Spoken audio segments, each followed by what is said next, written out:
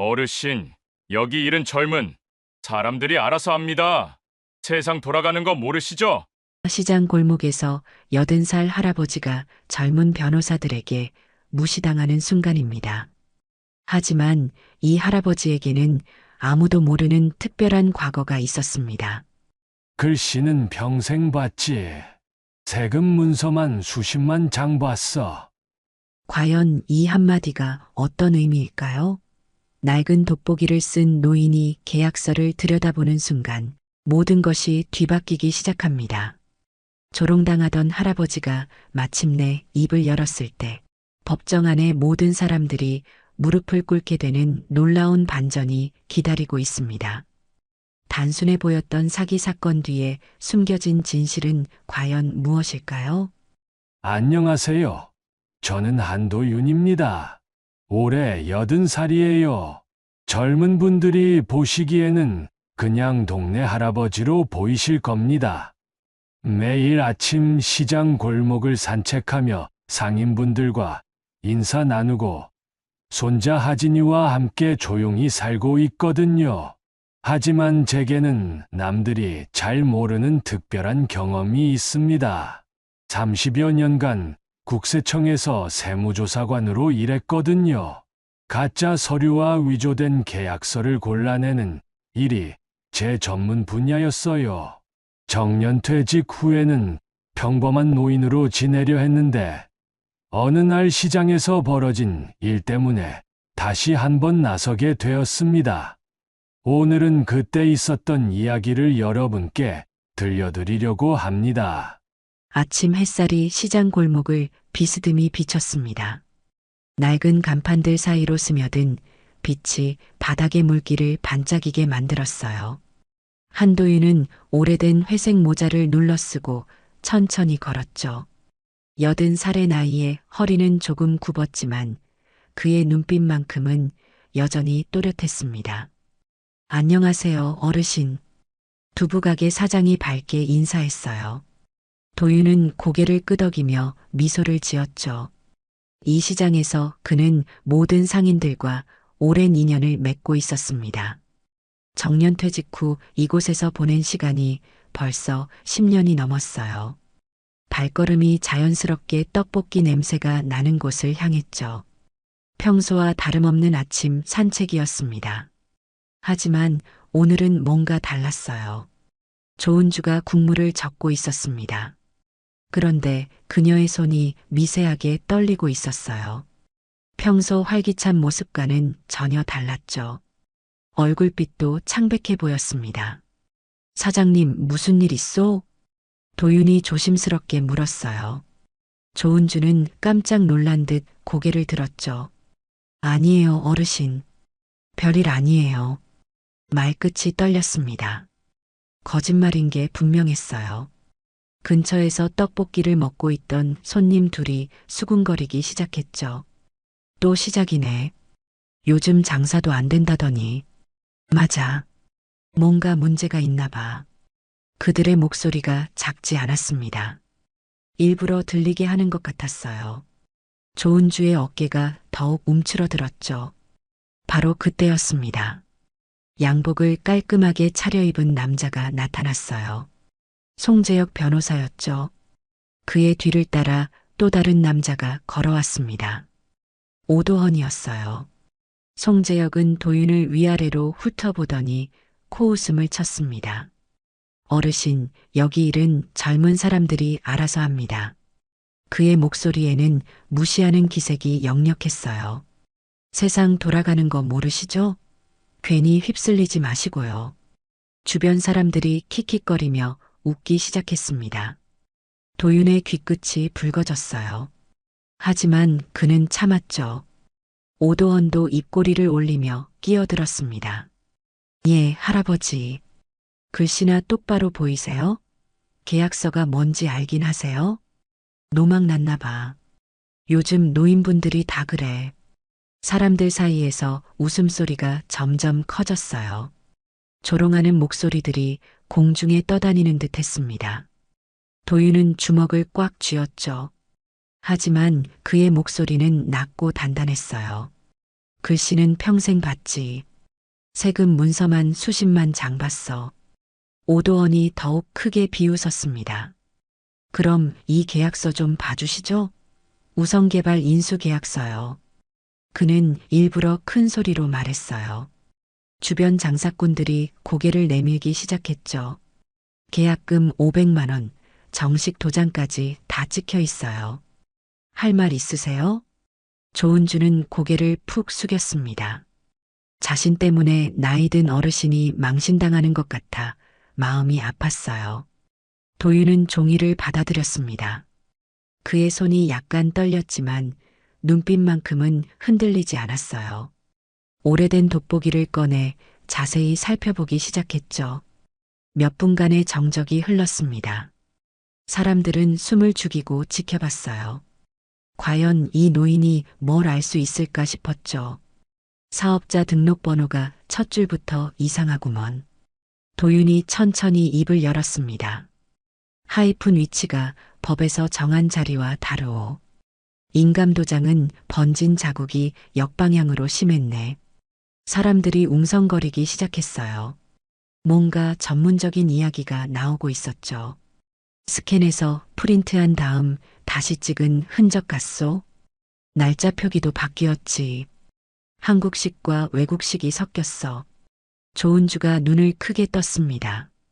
이런 세세한 부분까지 알아볼 줄은 몰랐어요. 송재혁의 얼굴이 굳어지기 시작했죠. 이건 정말 이상한 계약서네요. 근처에 있던 상인 하나가 중얼거렸어요. 분위기가 조금씩 바뀌고 있었습니다. 송재혁은 어깨를 으쓱하며 말했어요. 할아버지, 그런 거 다 추측이에요. 법정에서 통할까요?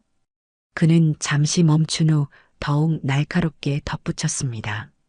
그리고 남의 일에 끼어들 나이는 아니시잖아요. 그 한마디가 도윤의 등을 똑바로 세웠어요. 이 골목에서 그는 쓸모없는 노인으로 취급받고 있었습니다. 하지만 그의 지난 삶은 달랐어요. 도윤은 국세청 세무조사관이었습니다. 30년 넘게 서류의 거짓말과 싸우며 살아왔어요. 위조된 장부, 조작된 계약서, 가짜 증빙 서류들을 수없이 봐왔죠. 정년 퇴직할 때까지 그는 진실을 찾는 일에 평생을 바쳤습니다. 젊은 사람들 일이라고 하셨나? 도윤의 목소리가 조금씩 단단해졌어요. 그럼 이 어르신은 뭘 했을까요? 평생 가짜 서류만 골라내는 일을 했소. 사람들이 조용해졌습니다. 뭔가 심상치 않은 기운이 흘렀어요. 국세청에서 30여 년간 세무조사관으로 일했지. 탈세범들의 위조 서류를 매일 봤어. 송재혁과 오도원의 얼굴이 창백해지기 시작했어요. 예상과는 완전히 다른 상황이 벌어지고 있었죠. 도윤은 조은주를 바라봤습니다. 그녀의 눈에는 절망과 희망이 동시에 담겨 있었어요. 사장님, 제가 같이 가보지. 이 판 쉽게 끝날 것 같지 않소? 조은주의 눈에서 눈물이 흘러내렸습니다. 고마움과 미안함이 뒤섞인 눈물이었어요. 어르신 정말 괜찮으세요? 걱정 마시오. 진실은 숨을 수 없어. 송재혁이 비웃으며 말했어요. 좋아요. 그럼 법정에서 봅시다. 과연 그 나이에 뭘 할 수 있는지 보겠어요. 그들이 떠난 후 시장은 다시 조용해졌습니다. 하지만 공기는 무거웠어요. 사람들은 수군거리며 각자의 자리로 돌아갔죠. 어르신, 정말 대단하시네. 그래도 상대가 만만치 않을 텐데. 조은주는 떡볶이 냄비 앞에서 멍하니 서 있었어요. 믿기지 않는 일이 벌어졌습니다. 아무도 자신의 편이 되어주지 않을 거라 생각했는데 이런 든든한 도움이 나타났어요. 어르신, 제가 뭘 해드릴까요? 아무것도 하지 마시오. 그저 진실만 말하면 되지. 도윤이 천천히 집으로 향했습니다. 오늘 있었던 일이 계속 머릿속을 맴돌았어요. 오랜만에 피가 끓는 느낌이었죠. 집에 도착하자 손자 하진이 반갑게 맞아주었습니다. 할아버지, 오늘 일찍 오셨네요. 그래. 좀 바쁜 일이 생겼다. 도윤은 오래된 책상으로 향했어요. 서랍 깊숙한 곳에서 돋보기와 오래된 공책을 꺼냈습니다. 세무조사관 시절 쓰던 습관이었어요. 할아버지, 또 시장 일이에요? 하진이 궁금해하며 물었습니다. 그래. 가짜 종이가 사람을 잡으려 든다. 도윤의 목소리에는 분노가 섞여 있었어요. 젊은 나이에 평생을 바쳐 일한 사람을 조롱하고 약한 사람을 괴롭히는 일이 용서되지 않았죠. 하진은 노트북을 켰습니다. 제가 찾을게요. 우선 개발부터 검색해 볼게요. 17살인 하진은 컴퓨터에 능숙했어요. 할아버지와는 다른 방식으로 정보를 찾을 수 있었죠. 도윤은 조용히 고개를 끄덕였습니다. 오래된 경험과 새로운 기술이 한 집안에서 만나는 순간이었어요. 하진아, 이번 일은 쉽지 않을 거다. 왜요, 할아버지? 상대방이 치밀하게 준비했어. 그런데 너무 완벽해서 오히려 의심스럽다. 도윤은 오늘 본 계약서를 떠올렸습니다. 세부적인 오류들이 계속 머릿속에 맴돌았어요. 우연이라기에는 너무 많은 실수가 있었죠. 할아버지는 정말 대단해요. 그런 걸 어떻게 다 알 수 있어요? 경험이지.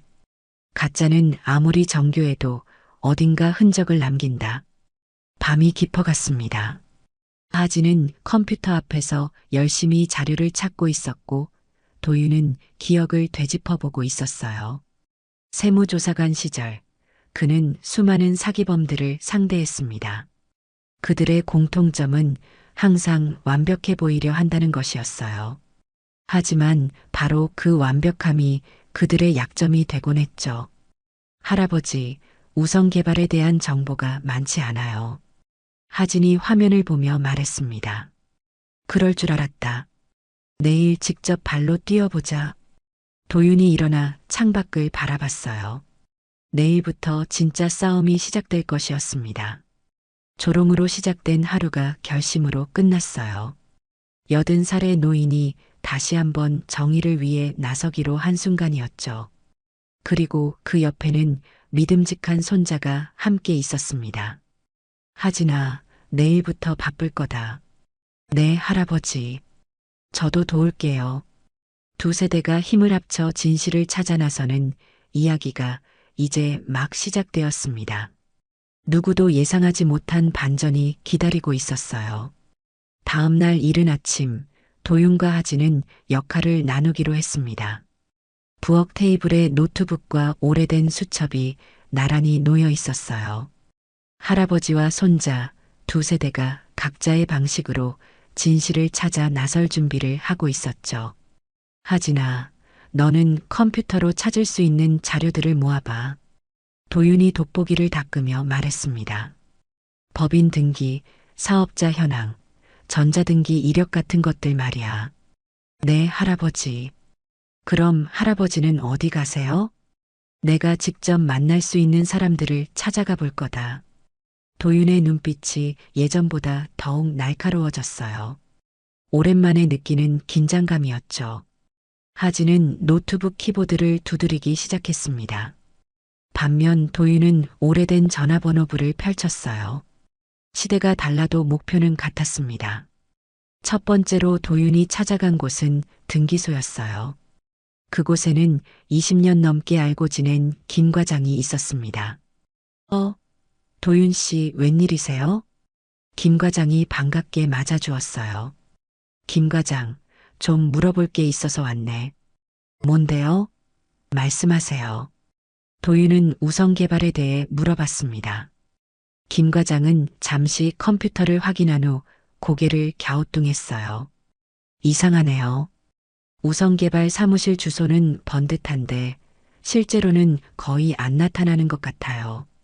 어떤 뜻이지? 우편물 반송이 자주 있다고 하더라고요. 그리고 임대인 말로는 책상만 놓고 한 달에 2번 정도밖에 안 온대요. 도윤의 눈이 번뜩였습니다. 첫 번째 단서였어요. 등기 서류는 언제 접수됐나? 한 달 반 전이에요. 급하게 처리된 것 같더라고요. 김 과장의 말에 도윤은 고개를 끄덕였어요. 뭔가 서두른 흔적이 보였습니다. 등기소를 나온 도윤은 은행으로 향했습니다. 거기서 만난 것은 예전 동료였어요. 세무조사 때 자주 협력했던 박 차장이었죠. 도윤 형, 정말 오랜만이네요. 그러게 말이야. 박 차장, 바쁜데 시간 좀 내줄 수 있나? 물론이죠. 뭐 때문에 오셨어요? 도윤은 우성개발의 계좌 정보에 대해 물어봤어요. 박 차장은 잠시 망설이다가 조심스럽게 말했습니다.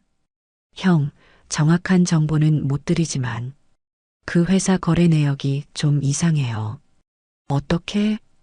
입금과 출금 패턴이 일반적인 건설회사와 달라요. 대부분 현금 거래고 금액도 불규칙해요. 이것도 중요한 정보였습니다. 도윤은 메모를 했어요. 한편 집에서 하진은 컴퓨터 앞에서 열심히 자료를 찾고 있었습니다. 공공 사이트를 이곳저곳 돌아다니며 우성개발에 대한 정보를 모았어요. 이상하다. 하진이 중얼거렸습니다. 우성개발의 법인 정보를 보니 뭔가 어색했어요. 사업자 등록은 최근에 됐는데 홈페이지나 사업 실적은 전혀 찾을 수 없었죠. 그때 하진의 눈에 이상한 재단 하나가 들어왔습니다. 푸른새 재단? 하진이 화면을 자세히 봤어요. 이 재단은 한 달 전에 급하게 등록됐고 주소가 우성개발과 같은 건물, 같은 층이었습니다. 이건 너무 우연치고는. 하진은 더 자세히 조사해 봤어요.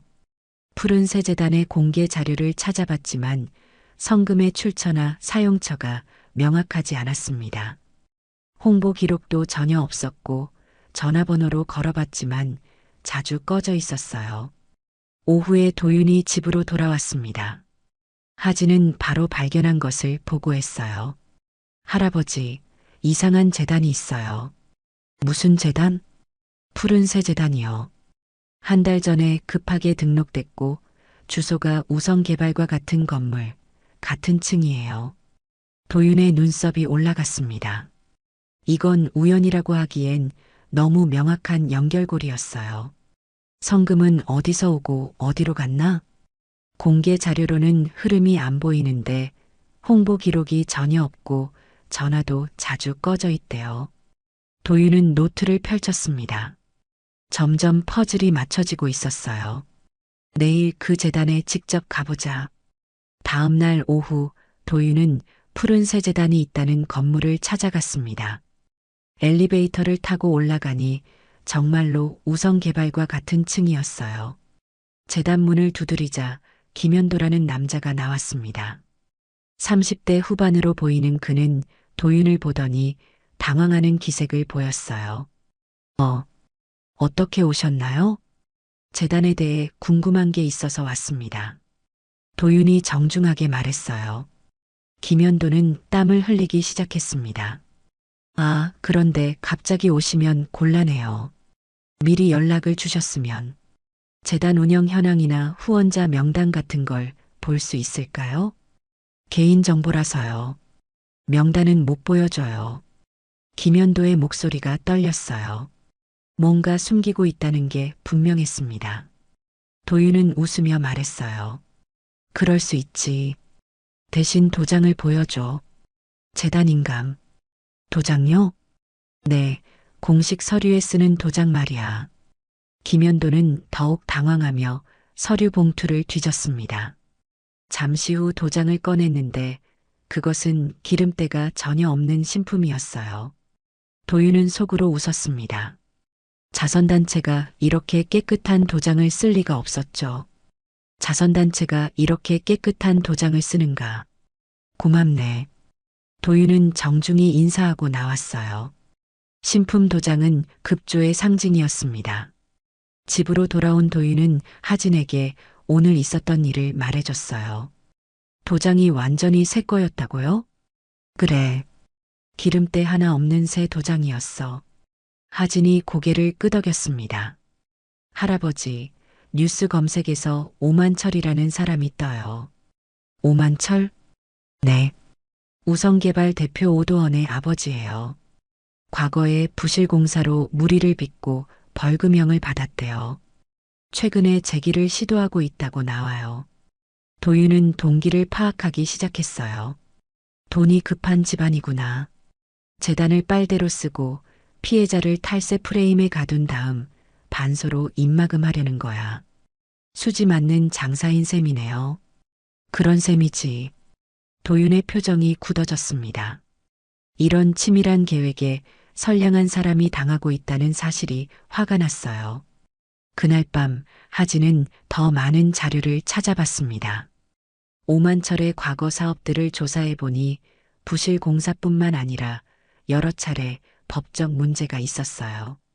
할아버지, 이 사람 전과가 꽤 있어요. 어떤?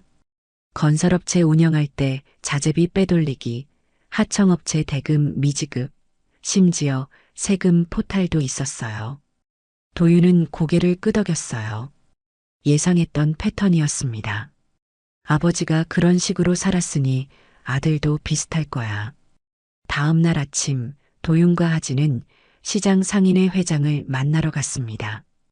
그곳에서 또 다른 중요한 정보를 얻었어요. 우성개발에서 온 사람들이 다른 가게에도 접근했다고 하네. 회장이 걱정스러운 표정으로 말했어요. 어떤 가게들이죠? 주로 나이 드신 분들이 운영하는 가게들이야. 비슷한 수법으로 접근하는 것 같더라고. 도윤의 분노가 치밀어 올랐습니다. 약한 사람들만 골라서 괴롭히는 수법이었어요. 회장님, 혹시 그분들 연락처 알 수 있을까요? 물론이지. 도윤 씨가 도와주신다니 고마워. 오후에 도윤은 그 가게들을 하나씩 찾아갔습니다. 비슷한 이야기들이 계속 나왔어요. 모두 급하게 계약을 재촉하고 복잡한 서류를 들이밀며 압박했다는 것이었습니다. 전부 똑같은 수법이네. 도윤이 중얼거렸어요. 이제 전체적인 그림이 보이기 시작했습니다. 집으로 돌아온 도윤은 하진과 함께 지금까지 모은 정보를 정리했어요. 정리해보자. 우성개발은 실체가 의심스럽고 푸른새 재단은 같은 장소에 급조된 가짜 단체야. 네. 그리고 오만철이라는 뒷배경이 있어요. 목적은 약한 상인들을 상대로 돈을 뜯어내는 거고 두 사람은 밤늦게까지 계획을 세웠습니다. 이제 진짜 증거를 찾을 차례였어요. 그런데 바로 그때였습니다. 조은주에게서 전화가 왔어요. 어르신, 큰일 났어요. 명예훼손하고 업무 방해했다고 역소를 당했어요. 도윤의 얼굴이 굳어졌습니다. 예상했던 일이었지만 실제로 닥치니 긴장됐어요. 사장님, 걱정 마시오. 이제 진짜 싸움이 시작된 거야. 전화를 끊은 후 도윤은 하진을 봤습니다. 하진아, 이제 정말 바빠질 거다. 네, 할아버지. 저도 열심히 도울게요. 시장 사람들은 한숨을 쉬었어요. 누군가는 걱정스럽게 말했습니다. 할아버지, 괜히 말리다가 큰일 난 거 아니에요?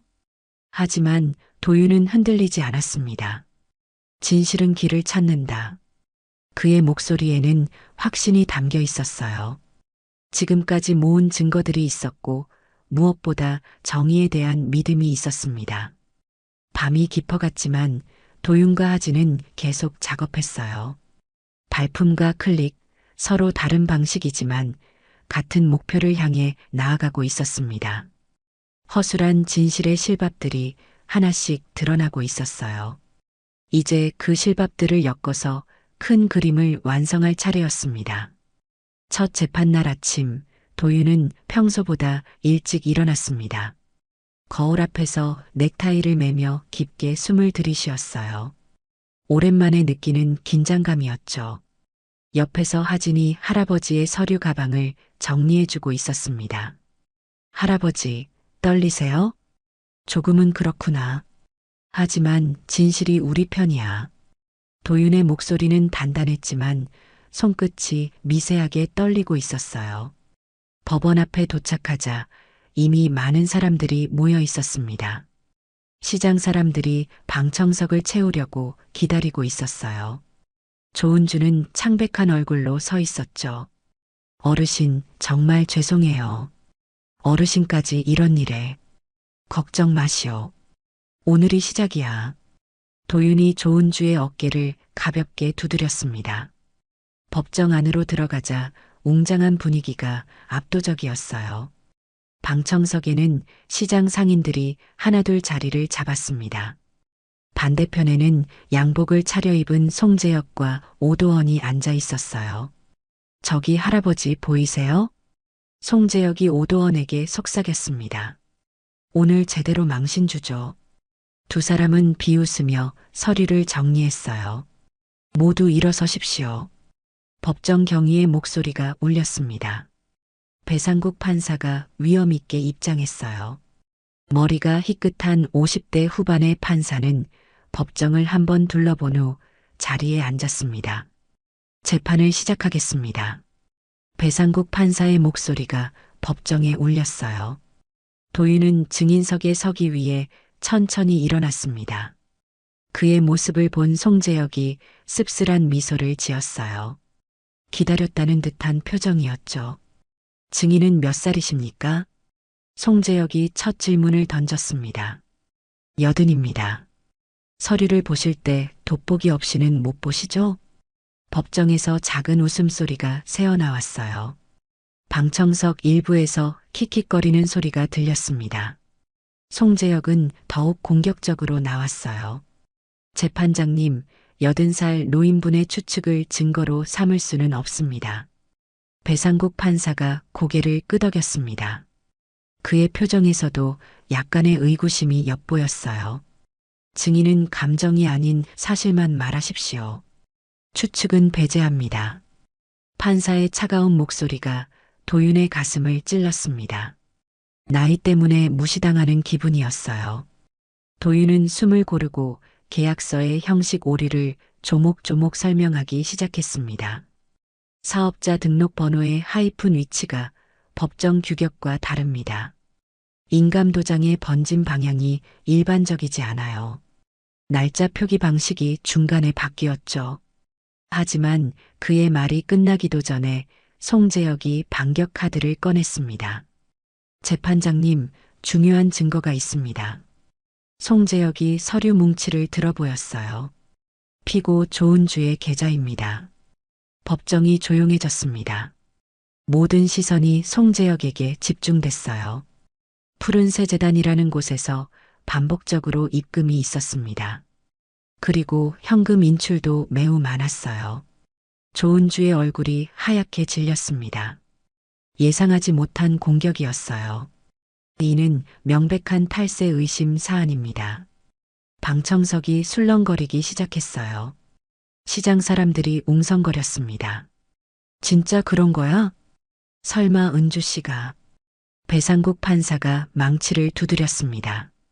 정숙, 피고 측, 이에 대해 설명하시겠습니까?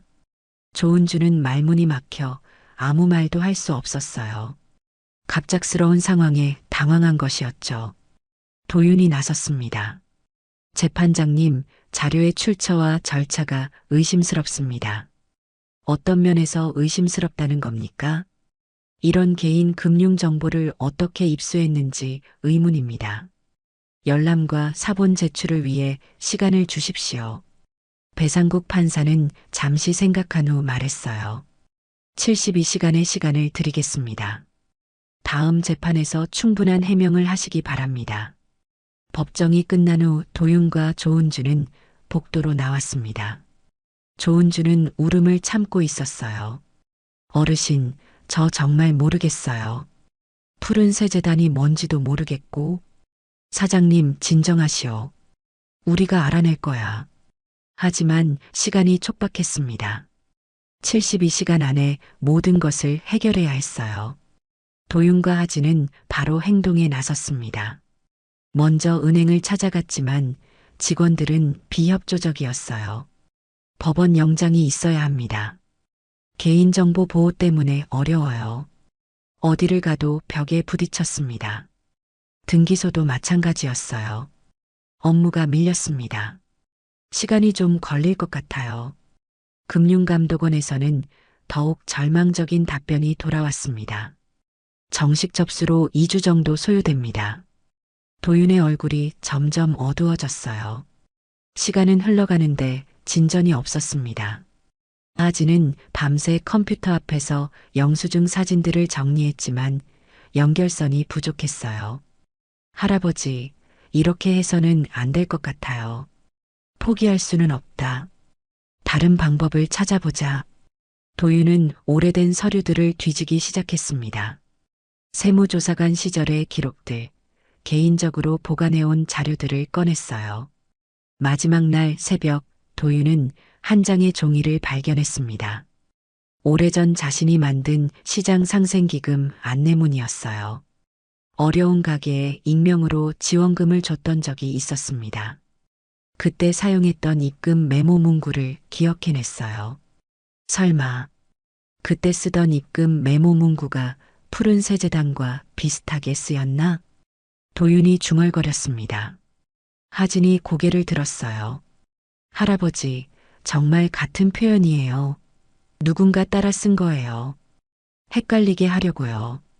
점점 전체 그림이 보이기 시작했습니다. 하지만 여전히 결정적인 증거가 부족했어요. 도윤은 낮게 중얼거렸습니다. 이제 정말 큰일이다. 그의 목소리에는 절망감이 묻어 있었어요. 이걸 증명 못하면 은주 씨는 탈세자가 되고 만다. 시간이 촉박했습니다. 이미 이틀이 지났고 마지막 하루가 남았어요. 도윤은 마지막으로 시청 민원실을 찾아갔습니다. 혹시나 하는 마음이었죠. 우편함 사용 신청서를 볼 수 있을까요? 담당 직원이 의아한 표정을 지었어요. 어떤 건물의 우편함 말씀이세요? 도윤이 주소를 말하자 직원이 컴퓨터를 확인했습니다. 아, 여기 있네요. 공용 우편함 사용 신청서가 있어요. 서류를 보니 신청인은 송재혁의 법률사무소 직원이었습니다. 그리고 푸른 세제단도 같은 우편함을 사용하고 있었어요. 이것이다. 도윤의 눈이 번쩍였습니다. 드디어 연결고리를 찾은 것이었어요.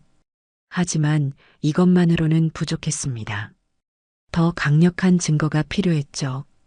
그날 밤 도윤은 잠을 이루지 못했습니다. 내일이면 재판인데 아직 확실한 증거가 없었어요. 하지나 내일 재판에서 이기지 못하면 할아버지, 포기하지 마세요. 분명 길이 있을 거예요. 하진의 격려에도 불구하고 도윤의 마음은 무거웠습니다. 다음 날 아침 재판장으로 향하는 길에 도윤의 발걸음은 무거웠어요. 조은주도 불안한 표정이었습니다. 어르신, 정말 죄송해요. 저 때문에 아직 끝나지 않았소. 마지막까지 최선을 다해보자. 법정에 들어서자 송재혁과 오도원이 여유로운 모습이었어요. 이미 승리를 확신하는 듯했죠. 배상국 판사가 입장했습니다. 피고 측에서 72시간 동안 조사한 결과를 발표해 주시기 바랍니다. 도윤은 떨리는 손으로 서류를 들었어요. 부족한 증거들이지만 최선을 다해 설명하기 시작했습니다. 첫째, 공용 우편함 사용 신청서입니다. 둘째, 푸른 세제단의 신품 도장입니다. 셋째, 등록 시점에 의심스러운 점들입니다. 하지만 송재혁은 여전히 여유로웠어요. 재판장님, 이 모든 것들이 우연일 수도 있습니다. 확실한 증거는 아니죠. 배상국 판사도 고개를 갸우뚱했습니다. 아직 결정적이지 않았어요. 도윤의 마음이 조급해졌습니다. 이대로는 질 것 같았어요. 정황은 충분하지만 직접적인 증거가. 판사가 말을 이어가려는 순간이었습니다. 갑자기 법정 뒤쪽 문이 열렸어요. 예상치 못한 상황이었습니다. 모든 사람들의 시선이 그쪽으로 향했어요. 과연 누가 들어올까요? 도윤의 심장이 빨리 뛰기 시작했습니다. 이제 정말 큰일이었어요. 재판이 재개됐습니다.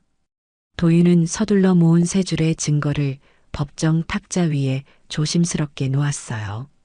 손이 떨렸지만 목소리만큼은 단단하게 유지하려고 애썼죠. 재판장님, 세 가지 중요한 증거를 제시하겠습니다. 배상국 판사가 고개를 끄덕였습니다. 방청석의 사람들도 숨을 죽이고 지켜봤어요. 첫째, 공용 우편함입니다. 도윤이 서류를 들어보였어요. 우성개발과 푸른새 재단이 같은 우편함을 사용하고 있습니다. 신청인은 송재혁 변호사 사무실 직원입니다. 송재혁의 얼굴이 미세하게 굳어졌어요. 예상하지 못한 자료였죠. 둘째, 도장 상태입니다. 도윤이 계속해서 설명했습니다. 자선단체라면 수많은 문서에 도장을 찍어야 하는데 푸른새 재단의 도장은 완전한 신품이었습니다. 셋째, 등록 시점입니다. 도윤의 목소리가 점점 힘을 얻고 있었어요. 사건 발생 직전 한 달에 급하게 등록됐고 홍보나 실제 사업 기록이 전혀 없습니다. 방청석에서 웅성거림이 일어났습니다. 사람들이 고개를 끄덕이며 수군거렸어요. 배상국 판사의 눈썹이 움직였습니다. 이전과는 다른 반응이었어요. 송재혁이 급하게 나섰습니다. 그게 어쩌다는 겁니까? 모든 것이 우연일 수 있죠. 그의 목소리에 당황한 기색이 역력했어요. 여유로웠던 태도가 사라지고 있었습니다. 우편함을 같이 쓴다고 해서 뭔가 잘못된 건 아니잖아요. 하지만 바로 그때였습니다. 쾅! 법정 뒤쪽 문이 힘차게 열렸어요. 모든 사람들의 시선이 그쪽으로 향했습니다. 정장을 입은 남자 둘이 당당하게 들어왔어요. 한 명은 금융감독원 조사관, 다른 한 명은 검찰 수사관이었습니다. 법정 안의 공기가 순식간에 바뀌었어요. 재판장님, 추가 자료를 제출합니다. 금융감독원 조사관이 목소리 높여 말했습니다. 송재혁의 얼굴이 하얗게 질렸어요. 오도원도 당황해서 자리에서 일어날 뻔했죠. 푸른새 재단 계좌의 실제 인감 등록자는 박세진입니다. 조사관이 서류를 흔들며 말했어요. 이 사람은 송재혁 변호사의 배우자입니다. 법정이 순간 조용해졌습니다. 충격적인 발표였어요. 또한 재단 통장 개설 시 송재혁 변호사 법률사무소 주소가 사용됐습니다. 방청석에서 아 하는 탄성이 터져 나왔어요. 시장 사람들이 서로를 바라보며 놀라워했습니다. 송재혁이 자리에서 벌떡 일어났어요. 잠깐만요. 이건 오해입니다. 하지만 그의 목소리는 떨리고 있었어요. 더 이상 여유로운 모습은 찾아볼 수 없었습니다. 도윤이 낮고 단단한 목소리로 말했습니다. 피해자 계좌로 들어간 돈은 재단 명의였지만 실질적으로는 원고 측의 자금이었습니다. 그의 눈빛이 날카로워졌어요. 조은주 사장님을 탈세자로 몰기 위해 일부러 흔적을 남긴 송금이었습니다. 검찰 수사관이 오도원을 향해 걸어갔어요. 오도원은 뒤로 물러서려 했지만 이미 늦었습니다. 오도원 씨 사기 및 증거 조작 혐의로 긴급 체포합니다. 차가운 수갑 소리가 법정에 울렸어요. 딸칵. 오도원의 손목에 차가운 쇠고랑이 채워졌습니다. 이건 말이 안 돼요. 오도원이 발버둥쳤지만 소용없었어요. 수사관들이 그를 단단히 붙잡았습니다. 송재혁은 멍하니 그 모습을 바라봤어요. 상황이 완전히 뒤바뀐 것을 실감했습니다. 그는 휘청거리며 재판장 쪽으로 몸을 돌렸어요. 재판장님, 송재혁의 목소리가 떨렸습니다. 제 잘못입니다. 갑자기 그가 무릎을 꿇었어요. 쿵! 무릎이 법정 바닥에 닿는 소리가 울렸습니다. 방청석의 모든 사람들이 숨을 죽였어요. 선처를 부탁드립니다. 평소 거만했던 송재혁이 무릎을 꿇고 애원하는 모습이었습니다. 너무나 극적인 변화였어요. 조은주는 믿을 수 없다는 듯 입을 벌리고 있었어요. 시장 사람들도 마찬가지였습니다. 배상국 판사가 망치를 2번 크게 두드렸어요. 쾅! 쾅! 정숙! 그의 목소리가 법정 전체에 울렸습니다. 판사는 천천히 도윤을 바라봤어요. 이전과는 완전히 다른 눈빛이었습니다. 증인은 노인이 아니었습니다. 그의 목소리가 낮아졌어요. 사실을 집요하게 좇는 진정한 수사관이었습니다. 도윤의 가슴이 뜨거워졌습니다. 드디어 인정받는 순간이었어요. 초반의 나이를 이유로 증언을 가볍게 본 점. 배상국 판사가 잠시 멈췄습니다. 법정의 이름으로 깊은 유감을 표합니다. 방청석에서 박수가 터져 나왔어요. 시장 사람들이 일어서서 박수를 쳤습니다. 짝짝짝! 도윤의 눈가가 촉촉해졌어요. 오랜 세월 쌓였던 억울함이 한순간에 풀리는 기분이었습니다. 하진이 방청석에서 일어나 박수를 치고 있었어요. 할아버지를 바라보는 눈빛이 자랑스러웠죠. 송재혁은 여전히 무릎을 꿇고 있었습니다. 이제 와서 후회해도 늦었어요. 변호사님, 일어나세요. 배상국 판사가 차가운 목소리로 말했습니다. 귀하의 변호사 자격에 대해서도 별도 심사가 있을 것입니다. 송재혁의 얼굴이 더욱 창백해졌어요. 변호사 자격까지 위험해진 상황이었습니다. 검찰 수사관이 오도원을 끌고 나가려 했어요. 오도원은 마지막으로 소리쳤습니다. 아버지가 나를 도와달라고 했잖아요. 그의 절규가 법정에 울렸어요. 하지만 아무도 그를 도와줄 수 없었습니다. 문이 닫히며 오도원의 모습이 사라졌어요. 법정은 다시 조용해졌습니다. 배상국 판사가 서류를 정리하며 말했어요. 증거 조작과 허위 재단 운영에 대해서는 형사기관으로 이첩하겠습니다. 도윤이 조은주를 바라봤어요. 그녀의 눈에서 눈물이 흘러내리고 있었습니다. 어르신, 정말 고맙습니다. 조은주가 떨리는 목소리로 말했어요. 이제 다 끝났습니다. 걱정 마세요. 도윤이 따뜻하게 미소 지었어요. 법정 밖으로 나오자 기자들이 몰려들었습니다. 플래시가 터지고 마이크가 앞으로 내밀어졌어요. 어르신, 오늘 승리의 소감은 어떠세요? 한 기자가 물었습니다. 승리라기보다는 진실이 밝혀진 것뿐입니다. 도윤이 차분하게 답했어요. 어떻게 이런 복잡한 사건을 해결할 수 있었나요? 모욕을 기억하는 힘이었습니다. 도윤의 목소리가 단단했어요. 그리고 진실을 보는 2번째 눈. 종이는 거짓말을 못합니다. 기자들이 열심히 메모했어요. 내일 신문에 실릴 중요한 말이었습니다. 시장 사람들이 도윤 주변으로 몰려들었어요. 모두 감사의 인사를 전했습니다. 어르신 덕분이에요. 정말 대단하세요. 처음에 의심해서 죄송했어요. 도윤은 모든 사람들과 악수를 나눴어요. 따뜻한 온기가 전해졌습니다. 하진이 할아버지 곁으로 달려왔어요. 할아버지, 정말 멋있었어요. 하진이 덕분이야.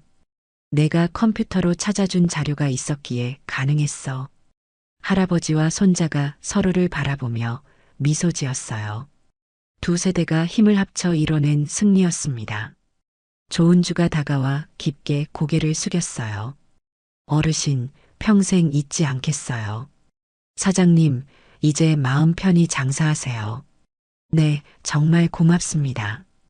법원을 나서는 도윤의 발걸음이 가벼웠어요. 오랜만에 느끼는 뿌듯함이었습니다. 하늘을 올려다보니 구름 사이로 햇살이 비치고 있었어요. 패턴을 부쉈습니다. 결정적 순간에 진실이 승리했어요. 그리고 무릎 꿇은 사람들은 더 이상 거만하지 못할 것입니다. 판결 전 마지막 진술 시간이었습니다. 법정은 고요했지만 긴장감이 감돌았어요. 도윤이 천천히 일어나 봉투 하나를 꺼냈죠. 오래되고 낡은 종이었습니다. 모든 사람들의 시선이 그에게 집중됐어요. 무엇을 꺼낼지 궁금해하는 눈빛들이었죠. 재판장님, 마지막으로 말씀드리고 싶은 것이 있습니다. 도윤의 목소리는 차분했지만 힘이 있었어요. 몇 해 전 시장이 어려울 때 제가 작은 익명 기금을 만든 적이 있습니다. 그가 낡은 안내문을 펼쳐 보였습니다. 가게 사정이 급한 분들에게 작게나마 보태드리곤 했어요. 조은주의 눈이 커졌어요. 뭔가 떠오르는 기억이 있었습니다. 그때 입금 메모로 항상 힘내십시오라는 말을 붙였습니다.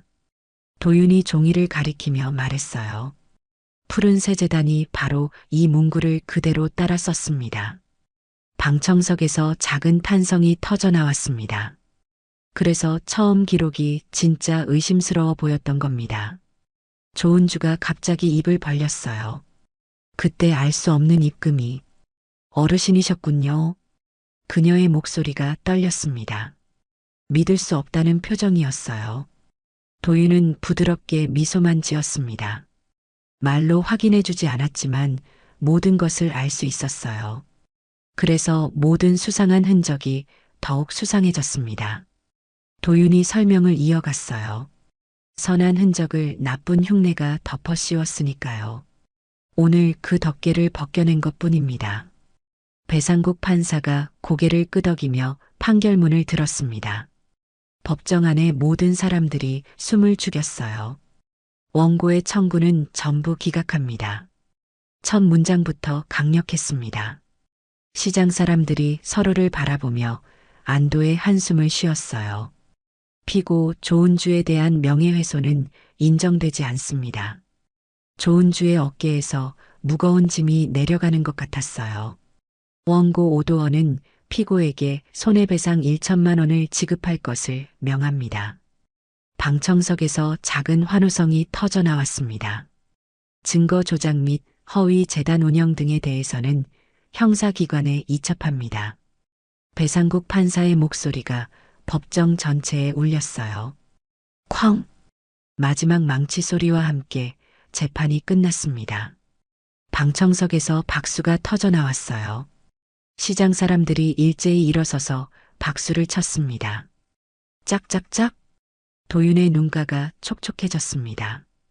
오랜 세월 쌓인 억울함이 한순간에 풀리는 기분이었어요. 조은주는 울며 도윤의 손을 꽉 잡았습니다. 어르신, 정말 죄송했어요. 그녀의 목소리가 떨렸어요. 처음에 사람들이 어르신을 무시했어요. 사장님, 괜찮소? 도윤이 고개를 저었습니다. 사람 마음이 그런 거지. 진실이 보이면 말이 달라지고 눈이 달라지는 법이야. 법정을 나서는 복도에서 기자들이 몰려들었어요. 플래시가 터지고 마이크들이 앞으로 내밀어졌습니다. 어르신, 오늘 승리의 비결은 무엇입니까? 한 기자가 질문했어요. 도윤은 잠시 생각한 후 짧게 답했습니다. 모욕을 기억하는 힘입니다. 기자들이 열심히 받아 적었어요. 그리고 두 번째 눈. 종이는 거짓말을 못하거든요. 그의 말에 기자들이 고개를 끄덕였습니다. 내일 신문 일면에 실릴 멋진 문구였어요. 시장으로 돌아가는 길에 도윤과 하진은 나란히 걸었습니다. 할아버지와 손자의 모습이 정겨웠어요. 할아버지, 정말 대단해요. 하진이 자랑스러운 목소리로 말했습니다. 하진이가 도와줘서 가능했어. 아니에요. 할아버지 혼자서도 충분히 할 수 있었을 거예요. 두 사람은 서로를 바라보며 미소 지었어요. 시장에 도착하자 이미 소문이 퍼져 있었습니다. 상인들이 하나둘 나와서 도윤을 맞아주었어요. 어르신, 고생하셨어요. 정말 대단하세요. 처음에 의심해서 죄송했어요. 모든 사람들이 진심으로 감사 인사를 전했습니다. 그날 저녁 시장 입구에 작은 종이가 붙었어요. 시장 상인회에서 준비한 것이었습니다. 한도윤 어르신, 시장의 명예회원 위촉. 종이를 본 사람들이 하나둘 모여들었어요. 모두 뿌듯한 표정이었습니다. 정말 잘 됐다. 어르신 덕분이야. 우리가 잘못 생각했었어. 사람들은 순번을 정해 좋은 주의 떡볶이를 샀습니다. 그리고 그것을 도윤이 앉아 있는 자리에 놓았어요. 어르신, 저희 마음입니다. 고맙소.